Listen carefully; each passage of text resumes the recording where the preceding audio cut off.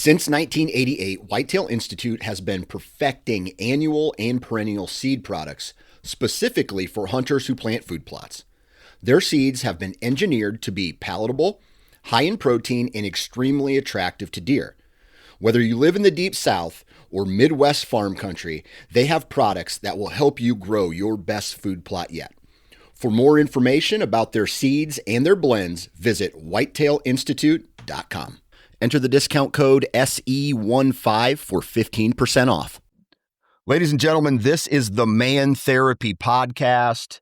My name is Dan, and sitting across from me digitally, but in the same town, Mr. Kyle. Kyle, what's good, brother? Lots of things are good. It was a nasty heat wave here for like the past 3 or 4 weeks, and now this week is finally like cooled out some, and so it's just way easier to get some stuff done outside and not miserable. So I'm feeling good. Yeah. First week of school.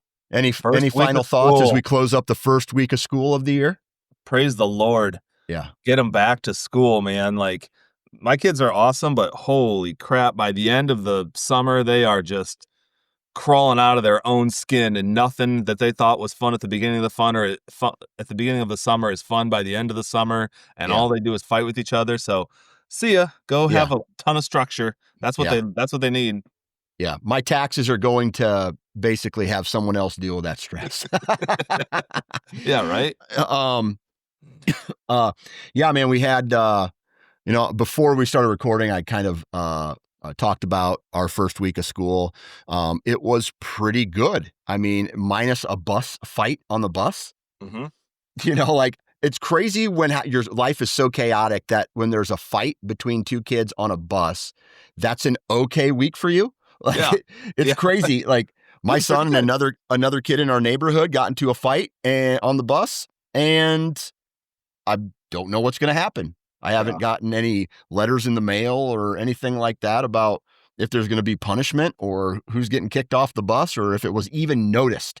So, still waiting on that. But outside of that, I mean, we're back into full sports mode. We had practices all week. My daughter had practices. She's kind of suffering from she gets allergies real bad. Took her to the doctor, ear infection, got that taken care of, got the medicine for that.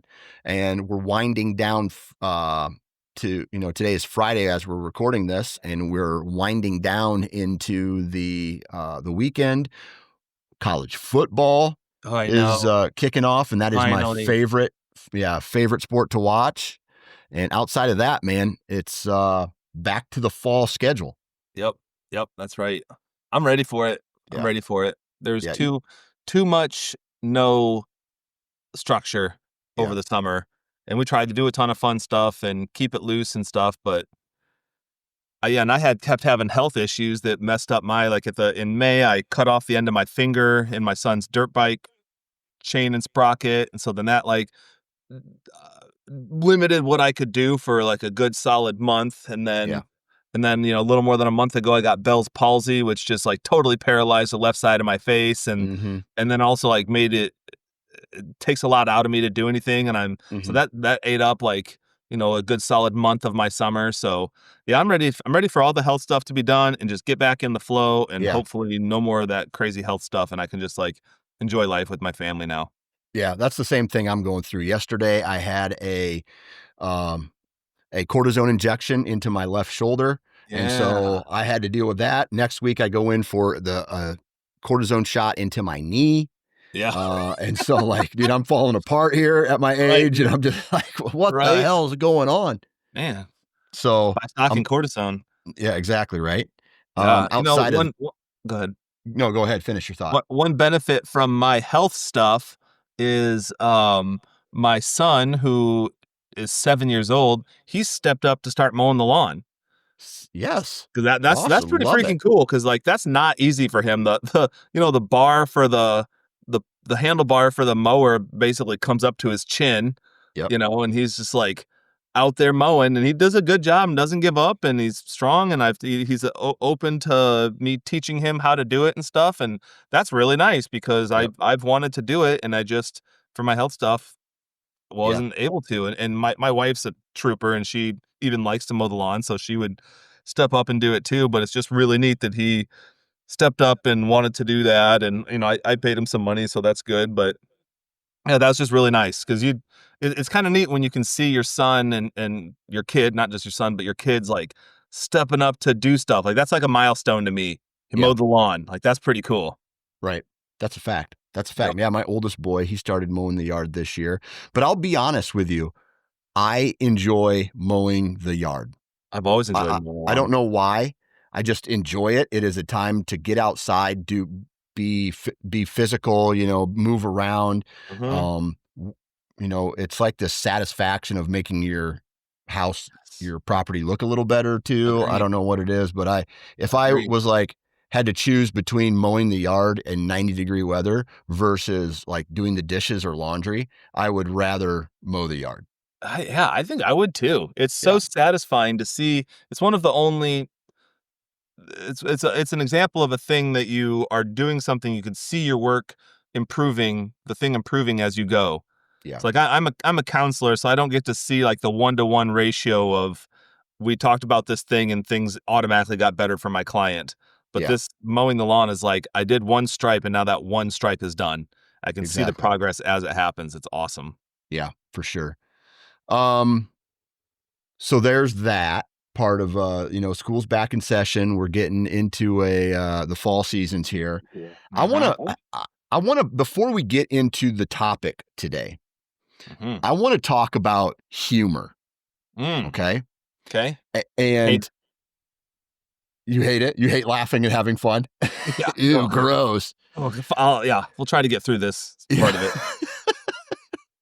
um, but Against it. I am trying, I've always found it interesting of what is actually funny to certain people. And like, there is a comedian, his name is Anthony Jeselnik. Have you ever heard of Anthony? Yeah. Yep. I know stuff. Very, very like dry and very like Dark. talks about dark, disgusting humor, that kind of stuff. And I find that stuff funny, right? Yes. And I laugh at that stuff. I laugh at guys like Bert Kreischer. I laugh at guys like, he's more of like this crazy off the wall guy. I laugh at, I used to like Chris Farley movies, Step Brothers, that kind of stuff, laugh my ass off. And so I am a huge fan of comedies. I am a huge fan of like timing and stuff like that. And so my question to you, and this might have to do with some of the Bell's palsy that you had, is, and what I'm meaning is like, when is it too early to make fun of something? Do you know what I mean? Like, I know there's a lot of comedians out there that they've written jokes or tell jokes about like 9/11 or things like that. So it's like, when is a time frame where a dude can start, or where somebody can start making fun of things? Like, I don't know why this topic popped into my head. Absolutely. To me, I'm obviously not the definitive answer to this question. And also, if I stumble over my words, it's because the left side of my mouth is still not awake yet from the Bell's palsy. It's still partially paralyzed. So sometimes my words just don't come out. So sorry about that. To me, it's like group by group, and you have to know your audience.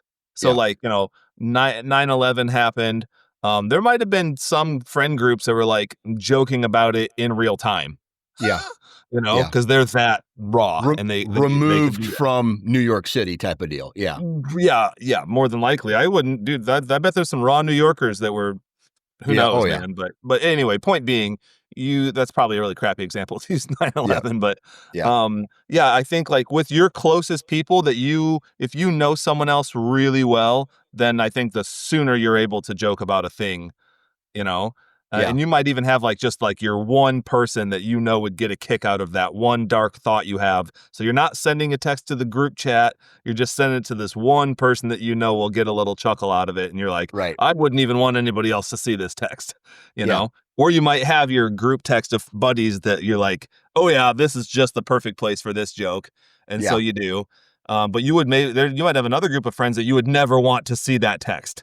Right. Because that's not their thing. They couldn't handle it. And then I think like as you go out and out and out into bigger and broader groups, I think you probably need to have a lot more time between things, like to joke with the country about 9/11. I don't think people were doing that too quickly. Right. It's about to me it's about comfort level and knowing the comfort level of your audience. Right. So I'm Yeah. guessing that Anthony Jeselnik, the people who are showing up to his audience, are prepared for all of that stuff, and that's the kind of stuff that they find humorous. That's That exactly guy. right. Yeah. Yep. So I think he's even talked about like people promoters that have booked him, and he's like, okay, cool. And then he gets there and he realizes like what type of audience it is. And he's like, you guys made a big mistake. Yeah. You should have never booked me for this, because I'm actually not going to change my routine. Yeah. I'm not going to change my set. So like, I'm about to rock this nursing home. Yeah. Like this guy, he's like, I'm not doing knock jokes, guys. Like, I'm doing my real bit here. Yeah. I don't know. Yeah. And so it's just one of those things where I don't know why I've been thinking about that lately, where, the dad jokes, but then you send like a disgusting, hilariously meme to your friends. And I don't know. I've been thinking about what makes people laugh. And I think I'm thinking about that because I'm trying to find ways to turn moods. And I think in my house, like when my wife is in a bad mood, I'm trying to do something to cheer her up and get her to chuckle or something like that. We have this thing in our house. We have a dog, okay? And he is an annoying dog. Like any gust of wind, he's barking out loud. It shocks our house. My wife, she's not calm about it. She'll yell, this damn dog, blah, blah, blah. And so what I do to counteract the negative energy is I come up with a story about the dog. And I'm like, I'll walk in, I'll go, hey, and I'll try to be as serious as possible. I'll be like, hey, did you know that, hey, what are you doing later today? She's like, I don't know. What do you mean? What are you trying to get at? I'm like, what are you doing around 2:00? Right. Yeah. And she's like, I don't know. I think I have a meeting. I'm pretty busy. She's in that negative mood. And I go, well, Crew got a job interview at Woody's, which is a strip joint down the road from us. And I go, his interview's at 2:00. I'm busy. Are you able to take him? And that's like, that's solid, dude. She gets a little chuckle out of that. And we go to the ends of the earth. Talking about our dog in like real weird situations. Yeah. And so that's what I use in the house as like to try to shift the momentum of the house back to a positive. Yes. Oh, dude, I love that. That's so cool. And also, like humor's been a central part of my life. I love being around people that have a sense of humor. I think it's so fun. One of the best things about humor and why it works is because it's unexpected. And when someone else quickly thinks of a thought that you didn't think of, and then it surprises you and catches you off guard. And that's a bit of why humor works. Obviously that you took your real serious tone and then told your wife about your dog's job interview at the strip club. Like it's funny because it's unexpected, and it's unexpected in multiple ways. It's unexpected because you were real serious, and then it had to be with the dog. And then there's another layer that the dog would have a job interview. Then it's another layer that the job interview would be at the strip club. Like there's just a lot of layers piled on there that's like unexpected to the recipient's brain. I just think that shit is so funny. I love being around funny people. And also I love a good running joke.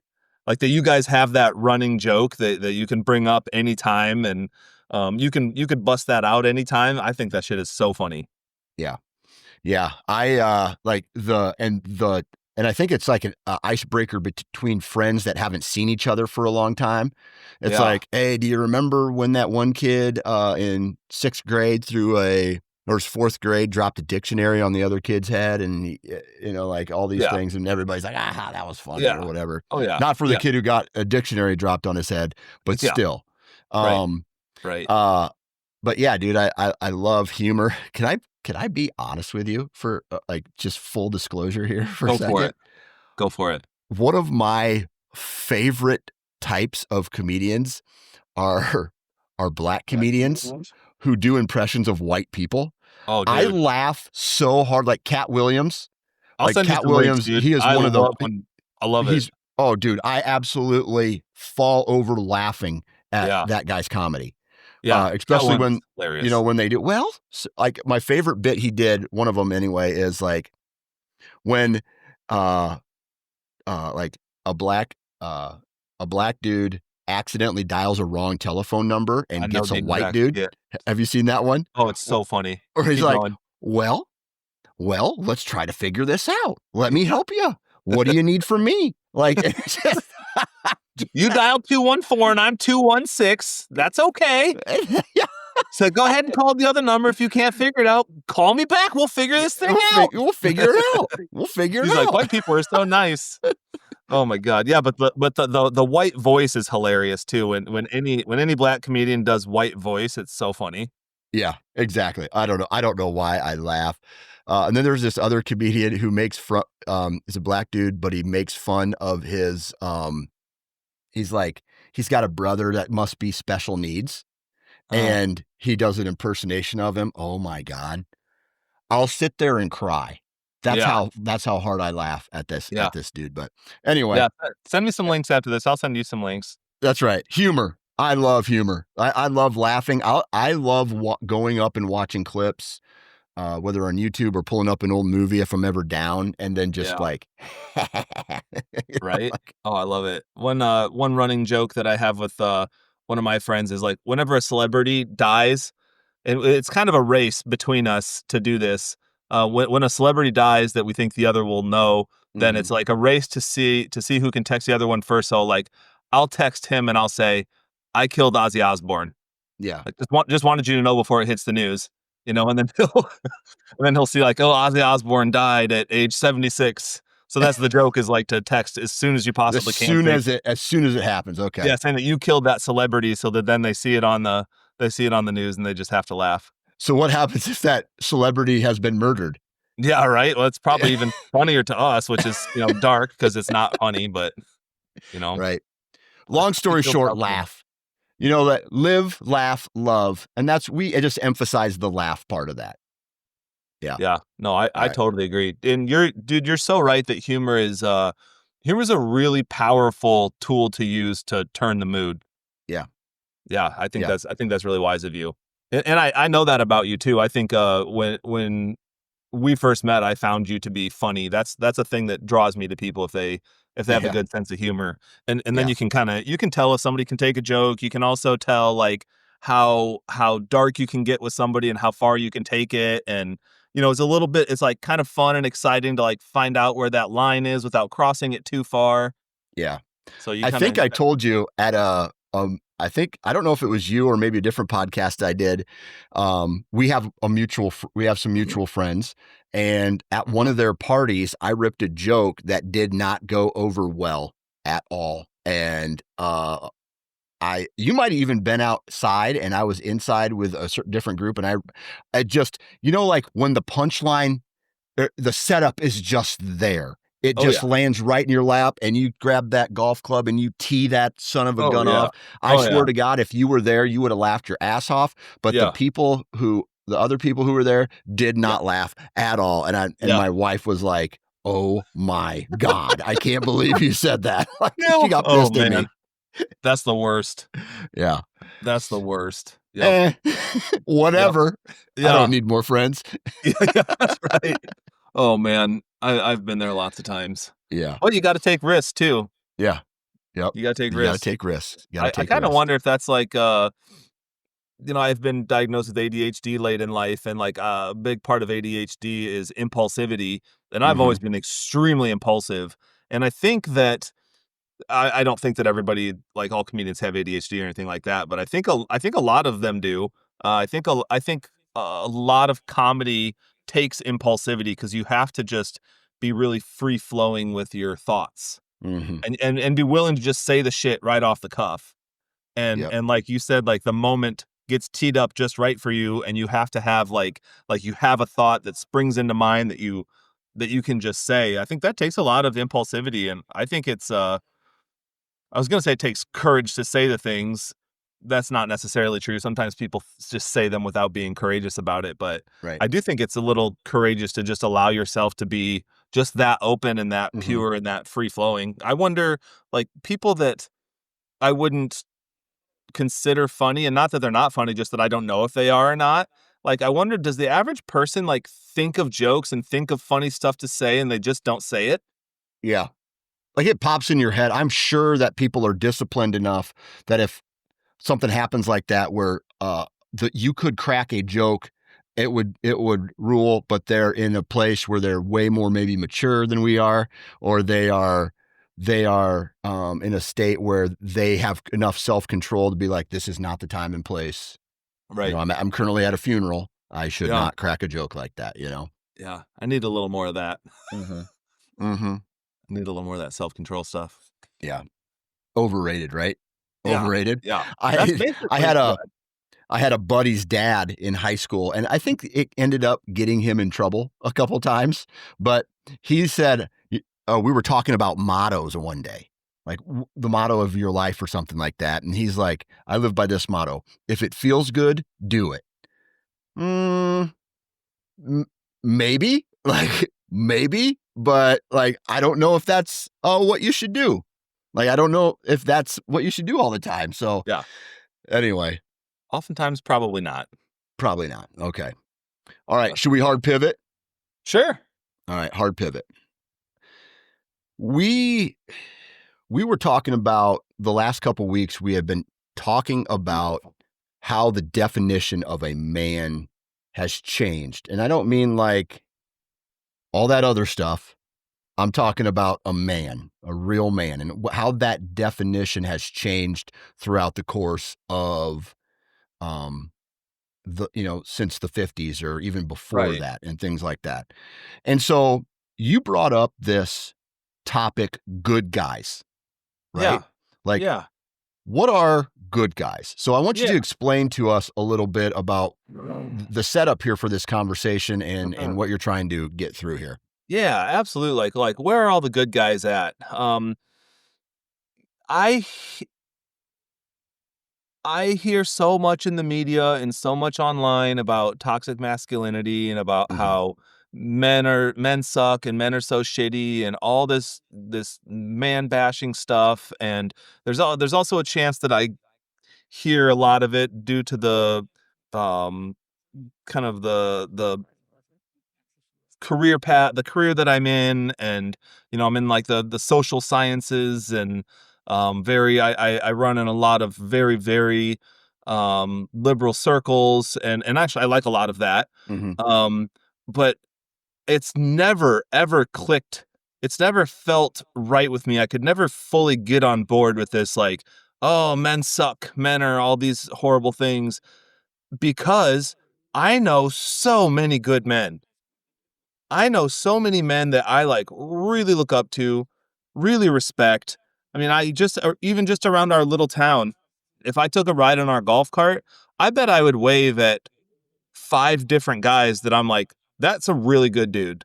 That's a good example of a man right there. Because they're good husbands, they're good fathers, they're not liars, they follow through on what they say they're gonna do, they treat other people well, they've always been kind to my kids, like, just really good people. And Mm-hmm. and just even in this little town to have that many people. And I think about when we go to our kids' sports stuff, there's all these guys that I see because they're all these other kids' parents, a whole bunch of good guys there. Like Yeah. everywhere I go, I meet and start to interact with, and I guess I'm very personable, so I do talk to a ton of people. It Mm-hmm. actually annoys the shit out of my wife.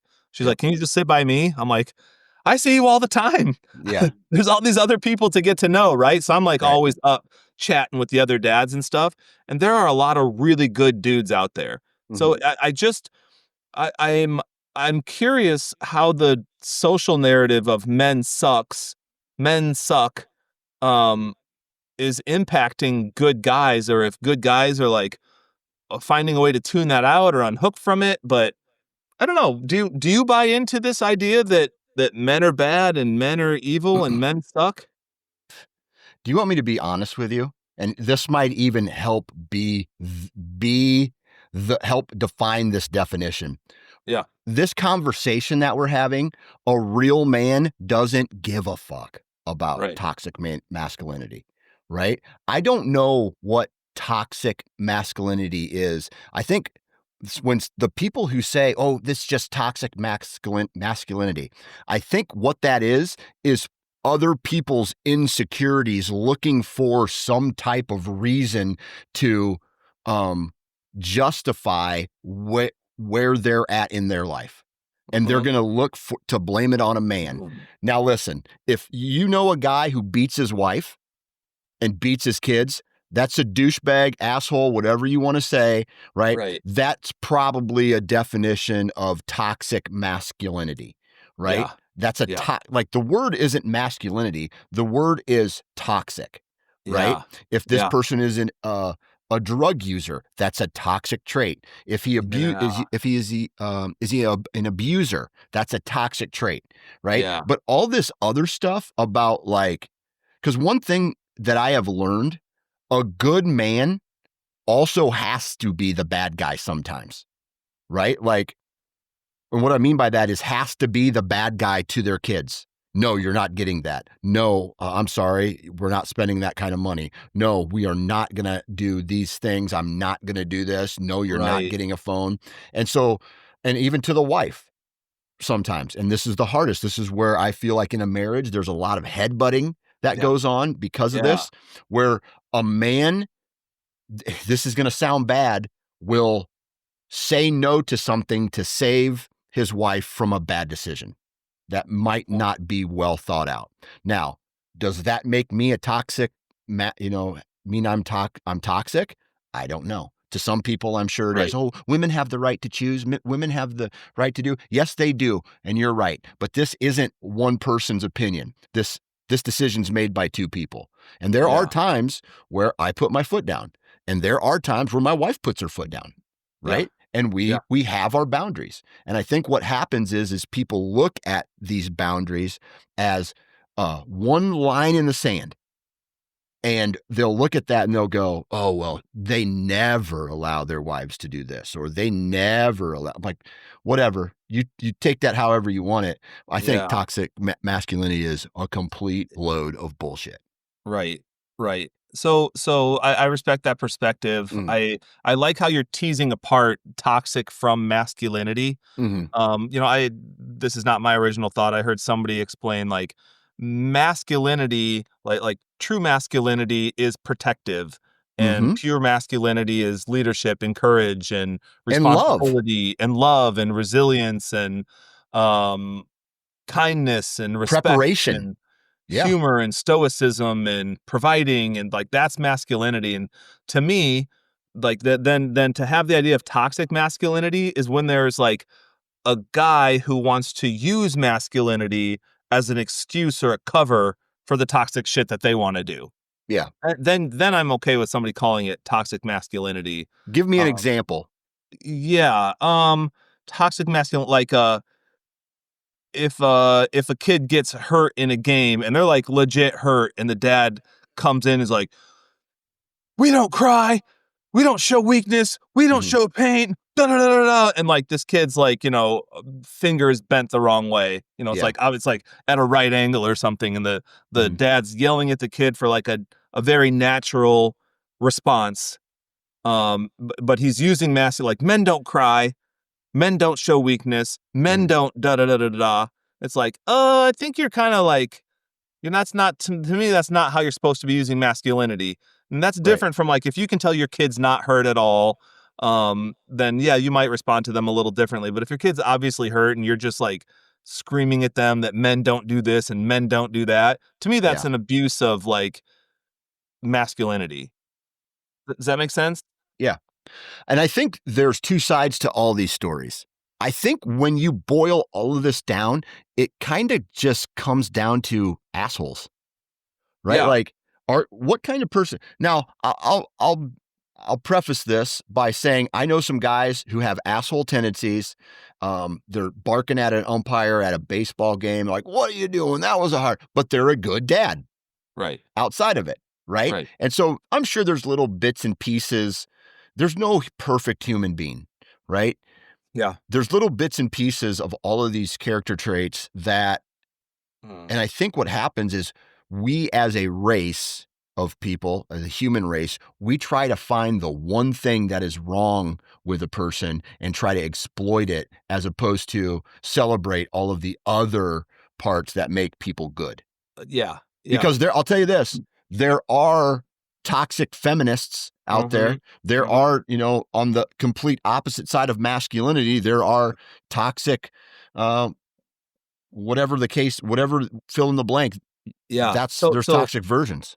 Absolutely. I just had the thought that, like, toxic means that you're negatively affecting someone else. So to me, it's like when you're using masculinity as your platform to negatively affect someone else, then that could be toxic masculinity. So I don't think masculinity in and of itself is bad or wrong or toxic. I think it's when an asshole uses masculinity as their cover story for the shit they want to do. Kind of like how police get a bad rap. Like, there's a lot of really, really, really good police officers out there that do not abuse their power. Yeah. And that's perfect. Like, if there's like a good police officer that only acts within the scope of their power and never abuses it, excellent. That's great. And I'm sure that's the vast majority of them. But then it takes one asshole officer to abuse their power, and now everybody thinks that the police are bad. Right. It's like, well, the police aren't bad. There are some bad eggs that are using their platform in a really shitty way. I think that's the same thing that's happened to masculinity. Right. Yeah. It's so like, these are things in my life that I try not to get caught up in, because like, if I sat down and I really wanted to break something apart, I would end up getting frustrated because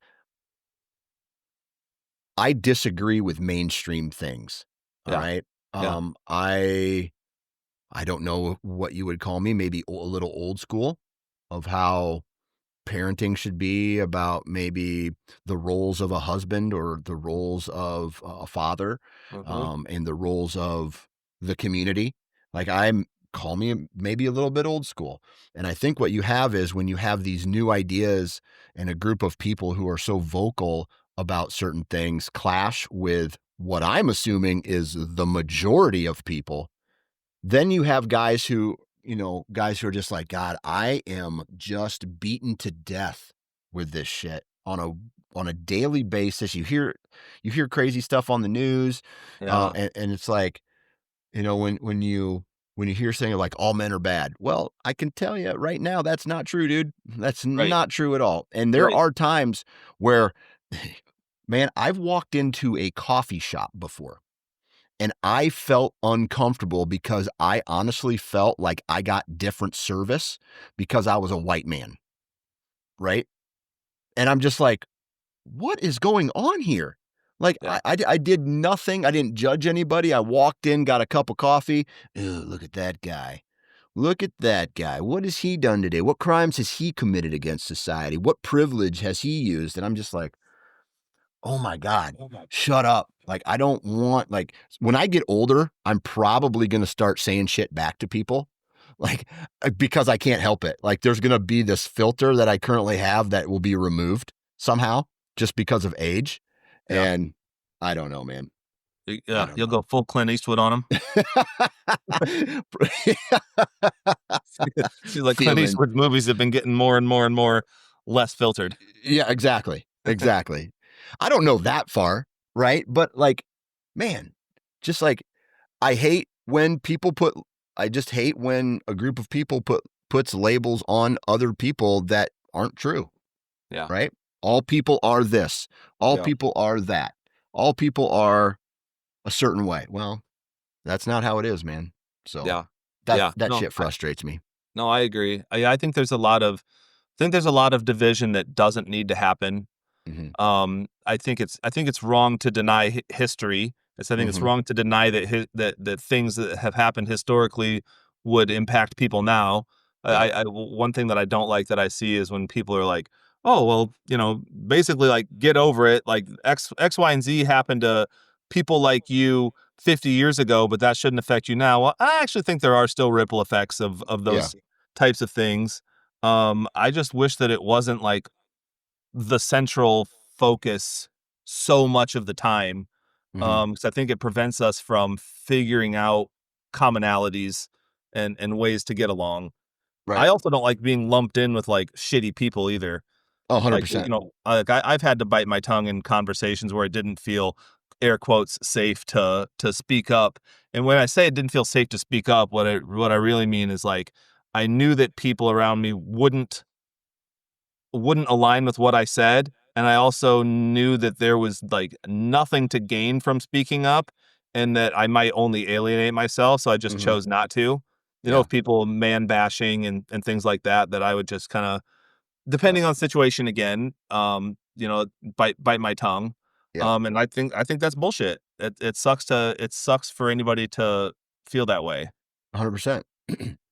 You know what my favorite thing to do What? is when you know how groups of people are. Oh, did you hear this person did that and he just did this and did that? And I don't have that same experience with that like that person did.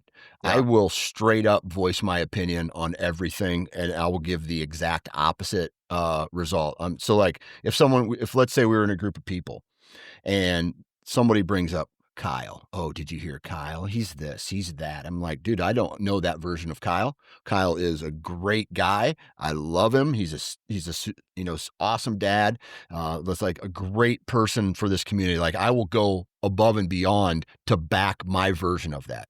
Like Right. I just don't. I can't handle that shit when you hear someone talk bad about a person that I know and respect, and Right. then I don't see that same version of them. Right. I Yeah. stand up. I stand up for people. I don't Yeah. know. I don't Totally. know why I do. I never used to do that. It wasn't until I was probably in my 40s where I'm okay with being in a comfortable situation. Do you know why? Because usually I'm not the person going to hang out with the person who is there anyway. The only reason I'm in this scenario with you is by a third party. Yeah. And it's not like I called this person and was like, "Hey, let's go hang out." And then they talk shit. It's just, oh, we're at a kid's baseball game or something like that. And then someone brings something up about somebody. I'm like, I didn't have that experience with him. Right. Right. Yep. Yep. Absolutely.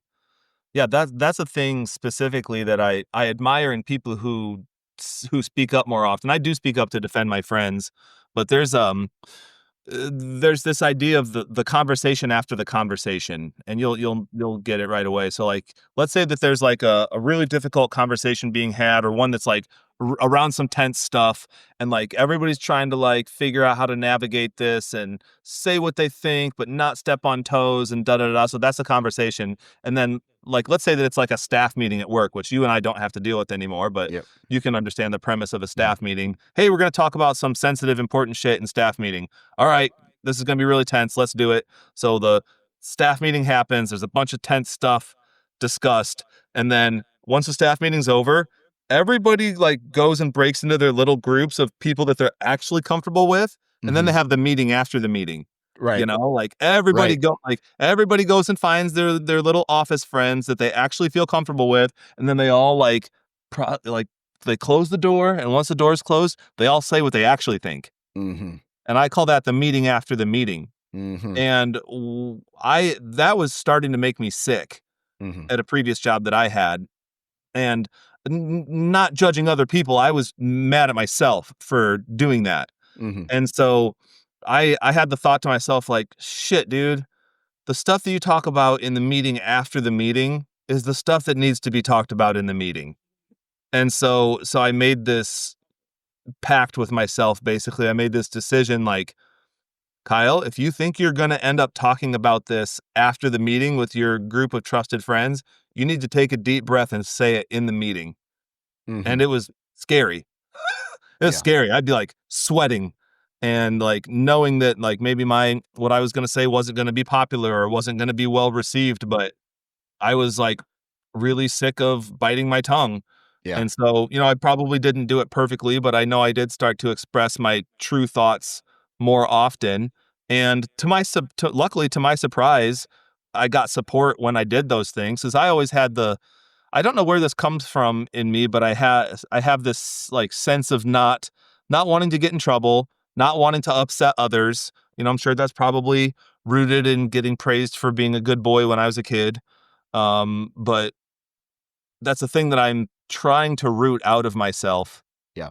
which is the, kind of the people pleasing or the not making waves or don't say what you actually think because Yeah. you don't want to get in trouble or you don't want to upset someone else or you don't want to be the dissenting opinion. Yeah, I'm trying to work against that in my life. Yeah. Yeah.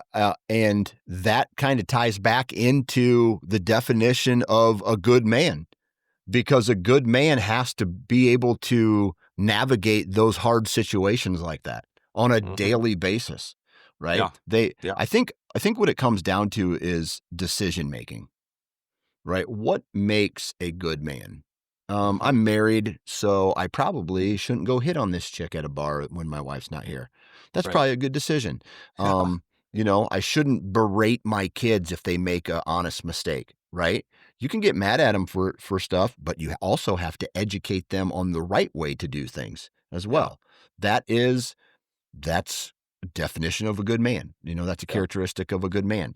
Like I just go back to that comment I made earlier. Good men have to make other people at times upset to Hmm. keep the ship going in the right direction. And this is a topic I was actually thinking about this morning, and that is hard truths. Mm.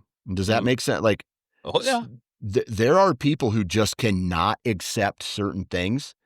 And if there's one thing that I've learned in my life is, in a state of panic or shock or stress, you fill in the blank with that adjective there's times in life where you have to eat a shit sandwich. You just Right. have to. Because if you don't, you'll just sit and it will boil you. It'll boil you. Hmm. Take an L. Like, I think real men learn how to take loss, and either come back stronger from it, or learn how to shape their lives to where that type of loss doesn't happen again. Right. Right. Now, as we talk about this is a thought that I've had before that I haven't had a chance to parse out yet, but we say a good man would do this, a good man would do that. And in my mind, you can actually substitute the word man with the word person. Person. Like Yeah. these don't all have to be male traits. Hmm. There probably are there definitely are traits that males exhibit more than females and traits that females exhibit more than males. And there's research about that. That's not just my opinion. Um, but I do think that a lot of these things, probably most, if not all of these things that we're talking about, you could just interchange the word person for man. A Yeah. good person would stand up against what's wrong. A good person would be hold themselves accountable. A good person would be kind. A good person would be respectful. A good person would be a good leader. A good person would show resilience. What do you think about that? I'm curious. Why do we break it down into good men instead of saying good people? Well, men and women are, in my opinion, two of the most opposite, especially in the world that I live in, two of the most opposite creatures that Mm, have to learn to coexist with each other within a marriage and raising mhm, children, mhm. right? Yeah. And so, from an emotional standpoint, men and women are different. From a physical and physiological, is that the word I'm looking for? Yeah. Huge Physiologically, different, our yeah. body. Psychologically, how they make decisions, right? The oldest, logic versus emotion, right? How decisions are made. Two completely different groups of people. And Mhm, so, honestly, if I want my wife to be there to emotionally support my children, right? While maybe I make a tough decision for the family that's logically needed, pisses people off, I want my wife to be there for that emotional support mhm. where maybe I didn't give it, right? So I think in a good marriage that works in tandem. Uh-huh. So when you're good at something and then the other person might not be good at it, it balances itself out, right? Mhm, mhm. So, like, if I was I'm trying to think of certain ideas because you want your wife to be strong-willed, right? You want your wife to be able to make hard decisions at times as well. So, those characteristics are there. But Yeah. I just feel like there are times where there are things that women are better at than men and men are better at than women.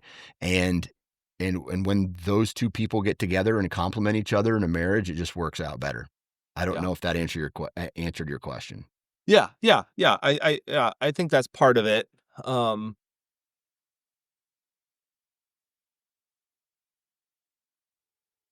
Yeah, I'm still not sure exactly what to think about it.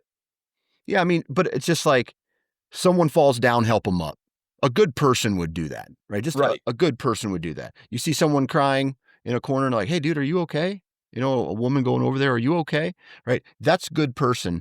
I just think there's the difference.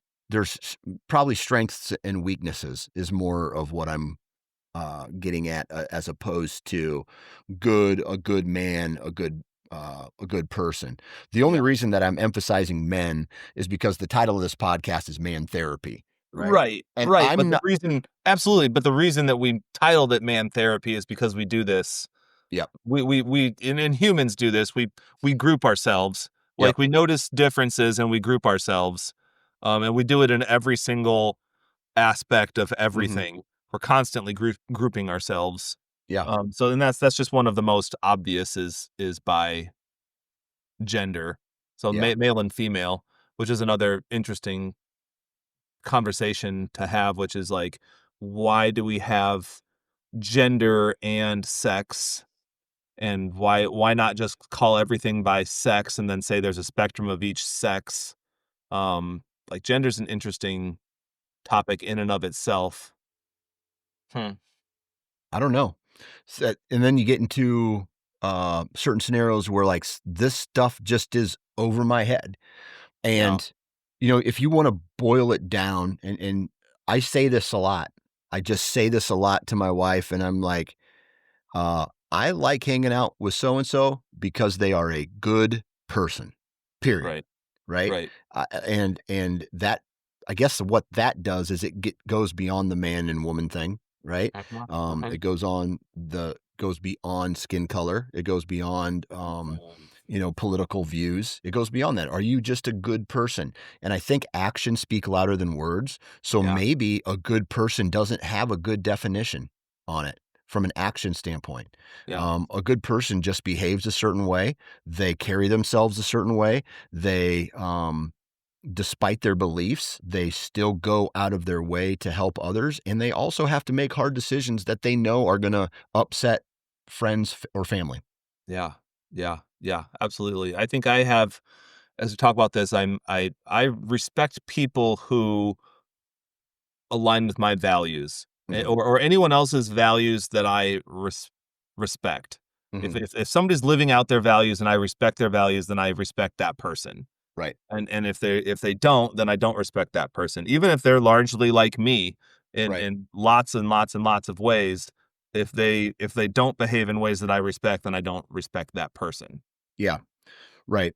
And I'll tell you this. This is where I think our country is in not a good place, is the division based off of small things, Mm-hmm. right? Have you ever met someone first and then found out maybe about a political view that they have, and then you questioned in your head whether or not that maybe they were a good person because of their belief, right? Right. Dude, I I'm I guilty. haven't. I've been guilty of that Really? in the past. Yeah. But then as you mature, I feel like I now can deal with that. Oh, you're Mhm. okay with this and I'm 100% not okay with this. Where is the commonality? Yeah. Right? Where can we connect? And then if the conversation ever comes up, and most people just don't have the conversations, Yeah. if the conversation ever comes up, that's where you voice your opinions, right? And that's where I think a lot of times there's always one person who's okay, and then there's another person who's like, I just can't I can't be around you because they have such a hard belief in that, and they hate the person that maybe I am because I've admitted to them what I believe or how I Yeah, believe or right, whatever the case right, is. right. No, absolutely. Y- Somehow I have the luxury of being able to assess people on a person by person Mhm. basis and um not be too worried about the groups that they belong to or the labels that they have. Now, I'm sure there would be exceptions to that. I actually don't I don't personally know anyone in the Ku Klux Klan, but Yeah. I'll just have to say, just being honest, that'd be a deal breaker for me. Yeah. Sorry, we're not gonna be cool. Like, I am comfortable saying, like, if you openly align with that, then Right. I don't care how many old ladies you help across the street, like, you and I don't need to know you, Yeah. You're not gonna Yeah. be in my circle. And I Um, think that's the case with most people, yeah, right? yeah, If you have a very hard stance on certain things, I know that I do on certain things. And yeah, if you're okay with some of these certain things to go down, I'm probably not going to hang out with you, dude. Like, especially if you're vocal about it. Now, if you're not very vocal about it, or maybe I can assume how you are based off of comments or t-shirts or signs in your front yard, whatever, I'll probably get past a lot of that. But if you mhm, are adamantly vocal about certain things, um, then I will probably move a different direction just because it comes down to trying to find like-minded individuals to hang out with. And you said the grouping of society, dude, why not hang out with someone who's more like you? right, Those are the best friendships. right. It's just not how I operate, so it's just seems strange to me for someone to say, I hate Republicans. I cannot Hmm. stand them. I cannot be around them. And also, like, I know people are like, I hate Democrats. They're so stupid. They're idiots. I can't be Hmm. around them. It's like Hmm. that's way too broad of a generalization for me. I Hmm. would need to get to know the person first. Yeah. And that's the Yeah. way I lean for most things with any almost any group. It's like I would rather just get to know that person and see if they're good. It's like, Hmm. you know, do you like religious people? It's like that to me, that's not a good question. It's like Right. I can't lump all religious people together. I would need to Right. meet the person to see do I like this religious person? Yes or no? Hmm. Do I like this religious person? Yes or no? Yeah. You know, Yep. I can't go group by group and say if you like that group or not, with a Yeah. few obvious exceptions Right. of But hate groups. Like, no, I'm not gonna align with that. yeah, exactly. Oh, like that's a can of worms that this conversation doesn't end. It literally keeps going and it keeps going. And I think what you just do is, you know, I'm sure at surface level, there would be a person that you're like, you know what? Um, yeah, this guy moved into the town. He's a great guy. Just met him. He's my neighbor. He's all these things. Great, great. And then he invited me to a cross burning tonight. I'm like, whoa, buddy, breaks, Yeah. breaks. You know what I Right. mean? Right. I don't think those types of things happen a lot. You get a good idea because those people are only hanging around those people. And Right. I think you give everybody, and I think this is something that we need to do more of is give people the benefit of the doubt, Hmm. get to know someone on an individual level, and Yeah. then make a decision on whether or not it's a good idea to continue a friendship, I guess, or Right. that. So, Right. Yep. Yep. I agree with you. I think that's largely what I'm gonna teach my kids. hmm I will teach them if the person that you're interacting with believes in things that are harmful to other people, then you don't need to be okay with that, yeah, And also, I'm also gonna teach my kids, only be around people that treat you well, and if somebody hmm doesn't treat you well, regardless of what they say, if they don't treat you well, then you need to distance yourself from that person. But I think I'm gonna teach my kids. I think I basically have been teaching my kids, give everybody a shot. yep, Don't judge somebody until you know them, and, yep, and don't be too quick to jump to a snap judgment. yep, Yeah, actually get to know them first, and then after you get to know them, if you're like, yeah, they're definitely not for me, then so be it. But yeah, don't do that without getting to know them. right. And I wonder if this good guys conversation, if we lived in a big city like New York, what that conversation would be like if we were Mm. living in the middle of the biggest city, one of the biggest cities in the world, right? Yeah. Or if we were in Yeah. a completely different environment like LA. But here we Yeah. are. The definition, I'm guessing, of a man is different in the Midwest than it is in New York or heavily populated areas from a culture standpoint too, right? Yeah. Like certain certain cultures would like we would think, "Oh my god, you do that? No, that's unacceptable." But to them, that's completely acceptable. And so that definition of a good man changes all over the world, Yeah, right? I'm sure that's accurate. Another thought I had is that media likes to sell divisiveness, as we've Mhm. said, and so like the media might shine a spotlight on something that's really not as prevalent as you would think Mhm. it is, just by how often it's talked about in the media. And so I think like the media isn't also trying hard to like spotlight the good people out there. They're just trying to find like the bad eggs and the bad apples. And I think Mhm. a lot of the good guys that I know, they're just kind of living their lives. They're not Mhm. getting in the fray, and they're not like worried about what's being talked about on online and on the news and stuff. They're just like focused on their families, focused on their own communities. And Yeah. I think I think a lot of good guys fly under the radar. It's almost like the naughty kids get a lot of attention, at school or at home. If you're naughty, then you have to be paid attention to because people have to Yeah. deal with you. And then you know what happens? The other side of that same coin is that the good kids get ignored. Maybe you get a pat on the head as the teacher walks by, but the teacher had to spend like 15 minutes de-escalating this little kid that's out of control. So like the good kids get ignored, and Mhm. I think a lot of that carries into adulthood. And I don't think that any mature adult like needs a ton of praise for being a good person. That's not what I mean at Yeah. all. I just mean that like it seems to me like the vast majority of dudes out there are like really pretty good dudes, and that there's definitely some shitbags in the mix. Yeah. Yeah, I mean, so here's the things that I'm thinking about this morning before we started recording. Did did my kids brush their teeth? Did my kids like I'm not sitting here worrying about political anything or, Right. like all these crazy things that are going on in the world or like most people are just trying to survive this life, Yeah. right? Yeah. Did my kid have socks on? Like what's the financial situation with the family? Like these are things that I think about on a weekly basis. And now I'm just like, okay, now what? Now Yeah. what? Is there a Yeah. moment of my day where I can sit down and relax? And what do I want to think about when I sit down and relax? It's not those other world problems, man. Yeah. It's Right. just Right. I whatever. agree. I think a big reason why this some of this got highlighted for me is like times that this has crossed my mind is like, one example, we go to like you've been to our mutual friend's house when they often host pool parties, Mhm. you know? At those pool parties, I don't see the men sitting around demanding the women serve them.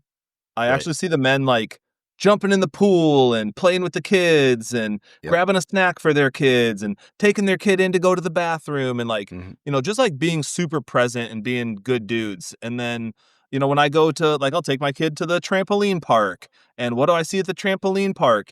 It's a bunch of dads jumping around with their kids, getting Mhm. sweaty and, sitting there holding water bottles and, all that sort of stuff. And I go to our kids' youth sports stuff and I see a bunch of dads volunteering to coach and Mhm. trying really hard to hold it together when the kids are like scurrying everywhere like cats and dad's like cheering from the side. Like I see good men everywhere, and just Yeah. so directly contradicts the narrative that I hear in the media of toxic masculinity and men suck. I think the shitty ones get so much attention that it Mhm. makes it seem like they're more prevalent than they are. And Yeah. I hope that's the case, and I hope that like I'm willing to be confronted or checked about this if somebody's to say, "Yeah, Kyle, that's just because you happen to be in a protected pocket of the world or something." Like, Yeah. if somebody wanted to produce counterpoints, I'd be very open to hearing them. I'm just Yeah. saying, largely everywhere I go,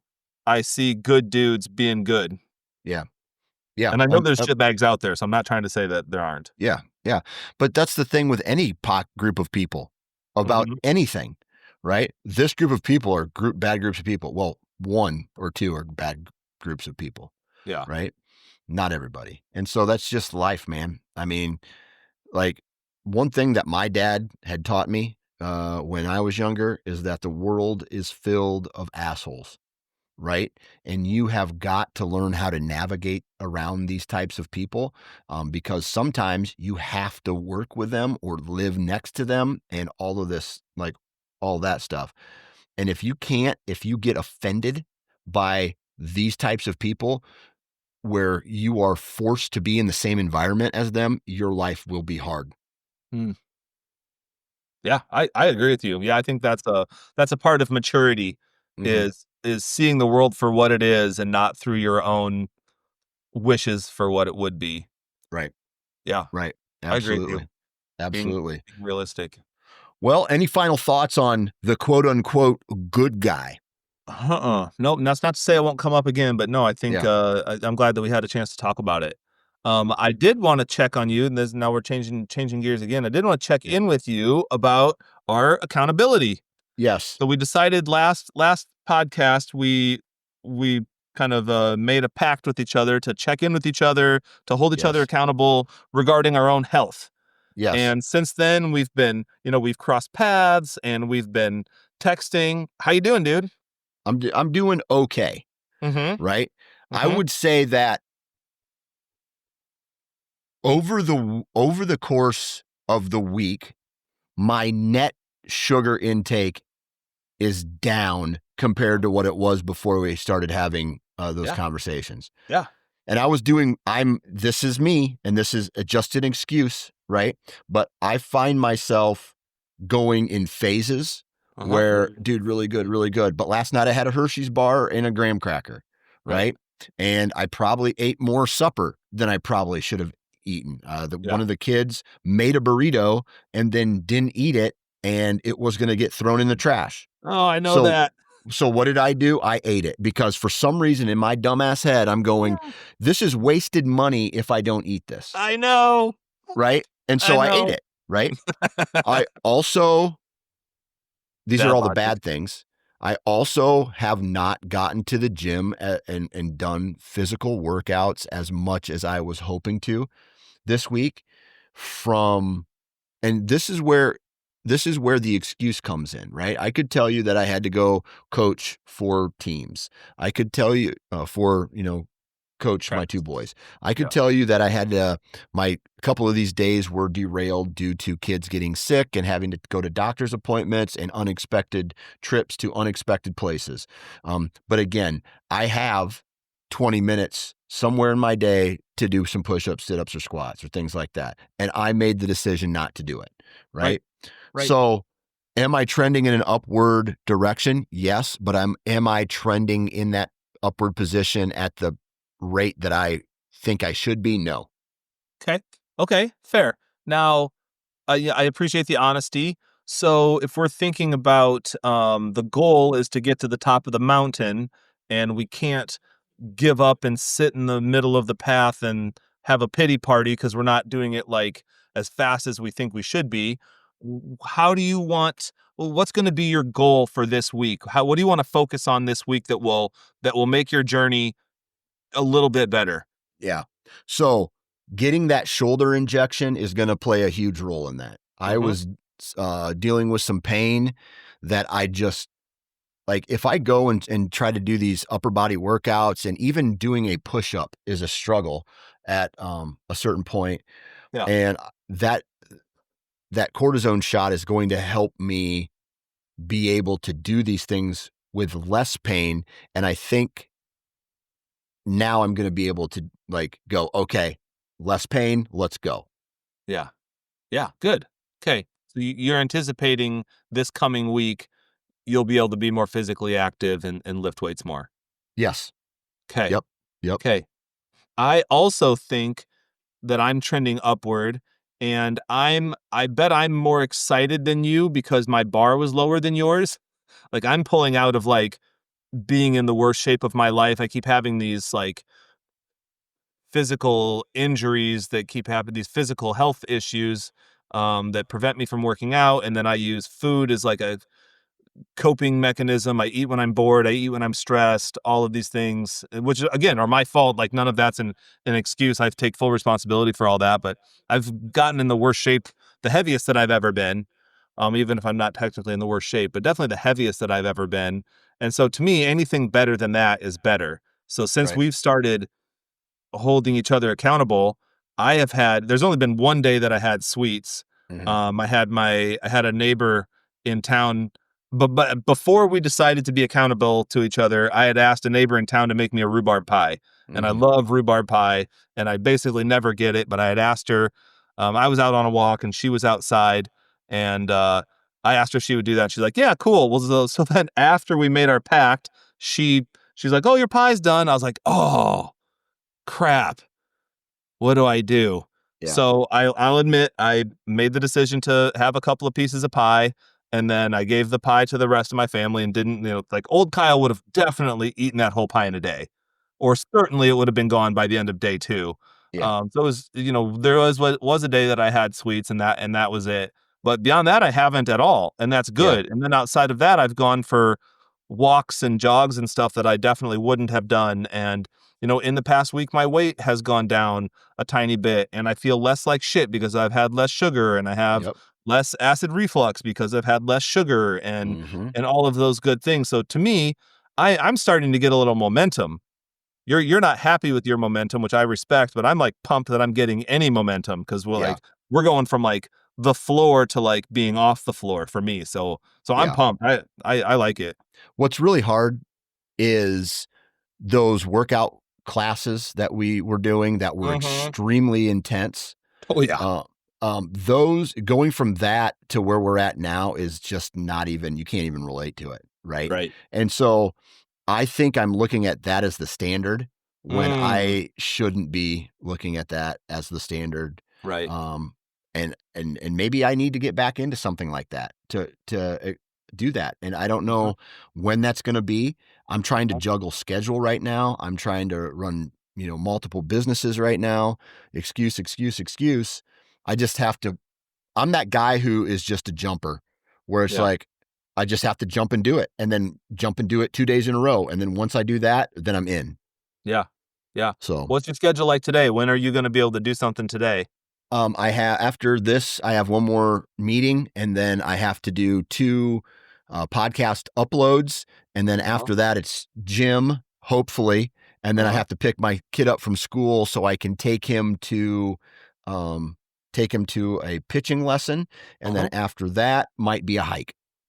Hey, all right, good. So, So yeah, gym, it sounds like gym and hike today. potentially. Yep. All right, Yep. good.